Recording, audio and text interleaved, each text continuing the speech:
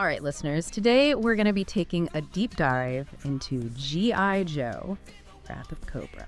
It's a side-scrolling beat-em-up. It's based on the 80s cartoon. Yeah, so basically, like, you're playing those classic arcade brawlers, except you're, like, Duke and Scarlet and all those guys taking on Cobra. Yeah, a lot of people want to know if this is worth the money or if it's just like a quick cash grab. Right. So we'll try to figure out, is this a nostalgia cash grab, or is this a genuinely fun brawler experience? It's funny you mentioned the nostalgia thing because Yeah. that seemed to be like the biggest takeaway from a lot of these reviews. Really? Roundtable Co-op, for example. The reviewer over there, they said that they weren't even a G.I. Joe fan as a kid, Oh, wow.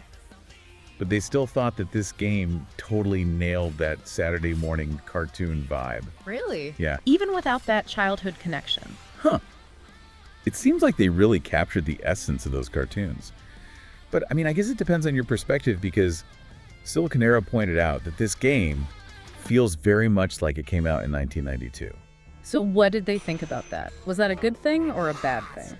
I think it depends on what you're looking for in a game.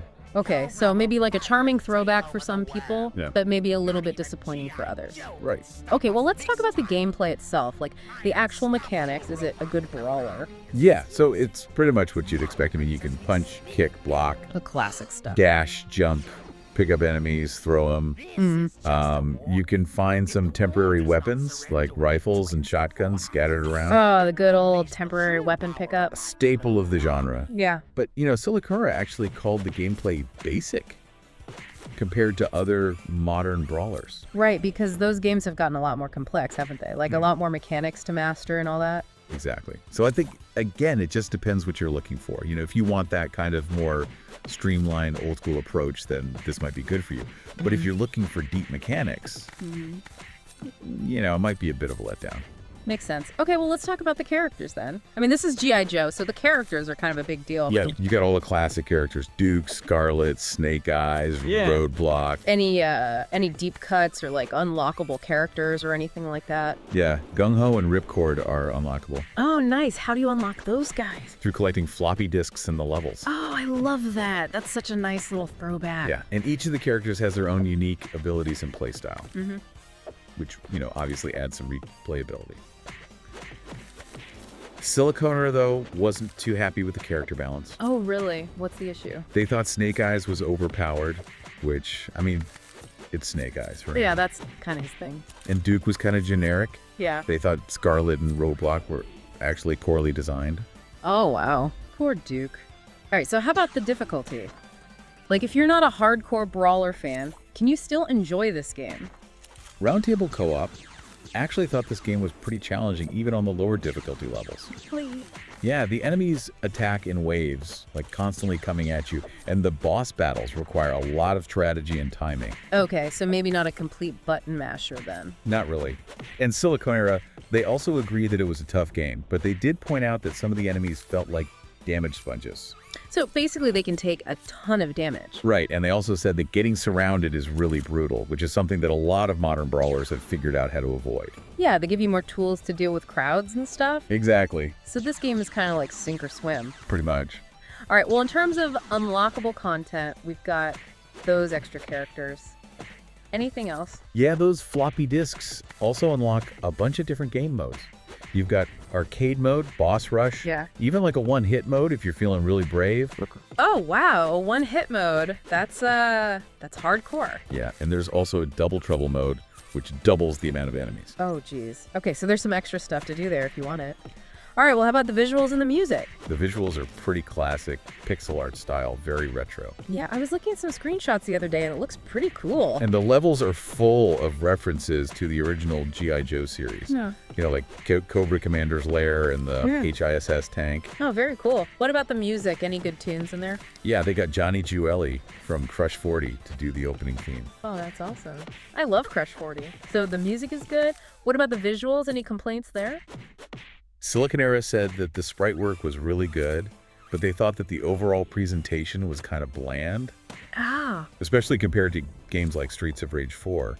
They thought the environments were kind of static and lifeless. Okay, so they weren't as blown away by the visuals. Not really. And they also said there were some technical glitches in the game, especially during the animated cutscenes. Oh, so they ran into some bugs. It sounds like it. Okay. Well, we've gotten a lot of information about the game now.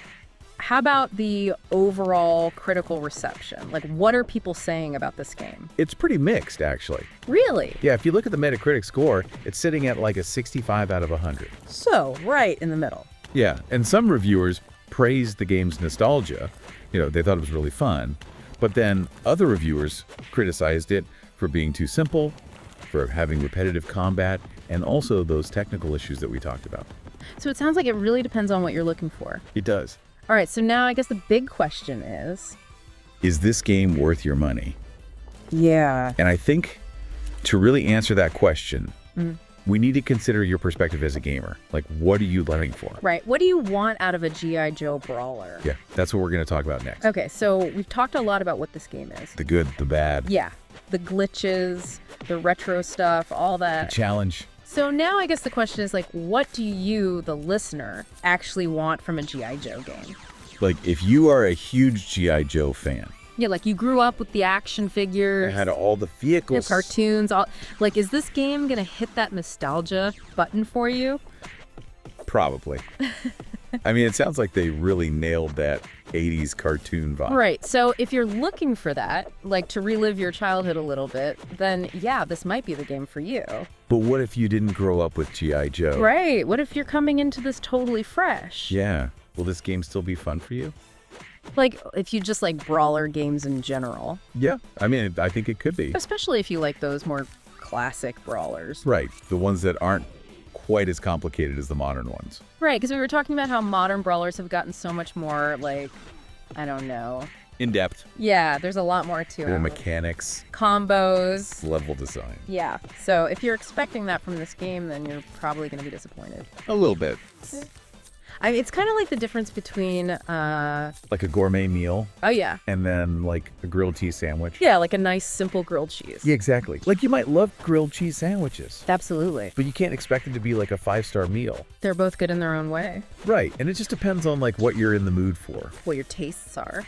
So yeah, with this game, it's kind of like, do you want something that's just like simple and fun and nostalgic? Pick up and play. Yeah. Or do you want something that's like really deep and complex and challenging? And I think hopefully we've given you enough information now to kind of decide where you fall on that spectrum. Yeah. Like, what are your expectations? For a G.I. Joe brawler. Are you someone who like needs every game to have like the latest and greatest features? Or are you okay with something that's a little bit more old school? Because I think that's really going to determine whether or not you enjoy this game. Yeah. And it's interesting because there's this whole trend now with all these retro-inspired games coming out. Oh, yeah. It's like everything old is new again. Right. You've got like platformers, brawlers, shooters. They're all coming back. And it's kind of cool, but it also makes you wonder, like, how important is that nostalgia factor really?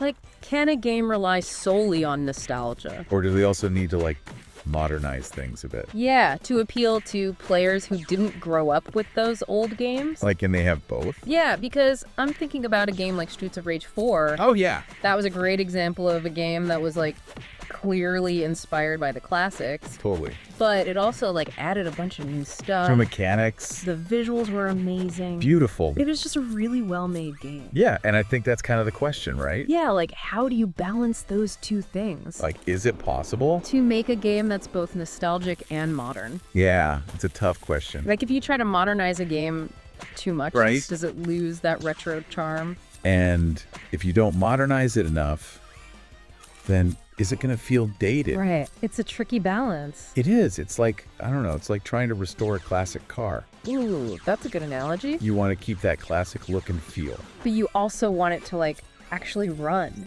Exactly, yeah. You don't want it to break down on you every 5 minutes. Yeah. So there's definitely a challenge there for developers. But it's an interesting challenge. It is, and it's something that I think we're going to see more and more of in the future. As these retro games keep coming back.